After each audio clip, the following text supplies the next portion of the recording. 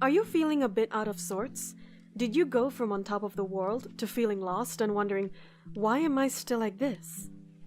Well, you're not alone, and this isn't abnormal. It happens to the best of us. So here are some handholds and guideposts to help you get back to being you.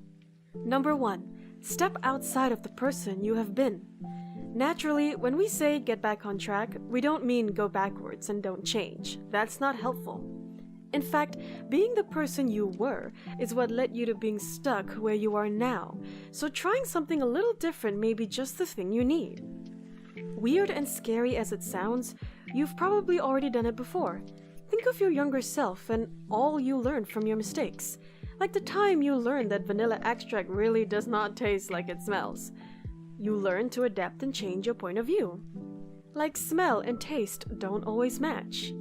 A question you can ask yourself is, while looking at yourself from the outside, what do I want out of this? What do I want out of me?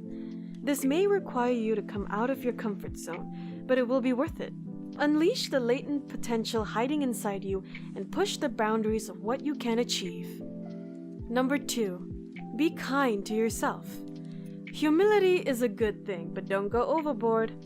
Having your inner monologue become a constant roast fest isn't helpful to you.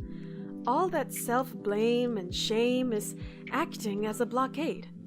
Dealing with a mistake would stop at the inner scolding of "you suck" and doesn't allow for those next steps of recognition and trusting yourself to learn from it and do better. Self-compassion contributes to a wide range of positive outcomes for our well-being, like interconnectedness with others, optimism, and wisdom, to name a few. Why? It's because you can only access and learn these things when you believe you are worthy of them. Number 3. Let go of regrets. The past is really the past. It sounds cliché, but that doesn't make it untrue. Unless you have your own TARDIS, you can't change the past, but you have the choice of how to respond.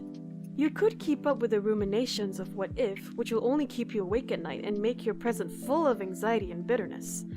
Or you could acknowledge it, understand its cause, and your role in it. Adjust, learn, and adapt. Ta-da! That incident is now a learning tool rather than a punishment. Instead of letting the past ruin your now or your future, make it a part of your life's mural. Number 4. Trust that you are in the right place at the right time. Theodore Roosevelt had the right idea when he said, "Comparison is the thief of joy." With the rise of social media, it is nearly difficult to avoid social comparison. Their Instagram, TikTok, and Facebook posts distract us every time we look at a screen. You wonder why you're not doing what they're doing or why your life is better. Hang on, you're trying to get your life back on track, not someone else's.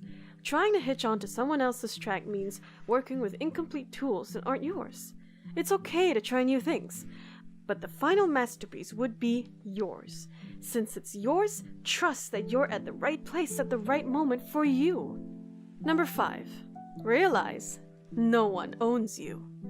Similar to the previous point, you have to live your own life. Yes, it's great to be aware of social norms and support friends, but if you find yourself taking the extra mile to avoid being negatively judged by others, like a puppet where your own needs are negligible and other people are dictating your every move, this is beyond social courtesy. You've relinquished your life to someone else. As well-meaning as others might be, only you have the entirety of your story. Only you can do what's right for you. Number 6. Never underestimate your strength to move forward. Have you ever doubted your strength to take another step forward?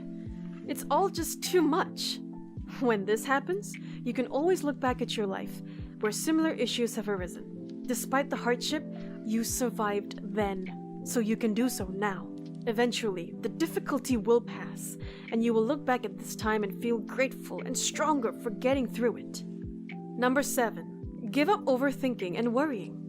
Overthinking is when healthy understanding and knowledge overwhelms everything, even the broader picture and logic. To get back on track, it's important to make decisions and work towards a goal. But there are also the 2 things you stop doing when you overthink. Overthinking creates a vicious cycle of worry that steals your peace. It's basically the hamster wheel of "I hate my life." So stop the ride. You want to get off? Doing so means doing things you enjoy and trying new things. You can ask yourself, what is my worrying doing to help the situation? It may not be easy, but nothing good ever was. Baby steps, my friend. Try setting aside a small amount of time, say 30 minutes, every other day to explore new distractions or experiment with existing ones. At the very least, that's 30 solid minutes of not worrying, which is great. Getting back into you is a process. Just like any other major project, you'll feel like you're making progress sometimes and regressing other times. Remember self-compassion and celebrate the progress you achieve. You may well find that the you that emerges is someone even better than before. And you have all your life experiences to thank for it. Do you resonate with any of these points? Feel free to comment and discuss. Thanks for watching.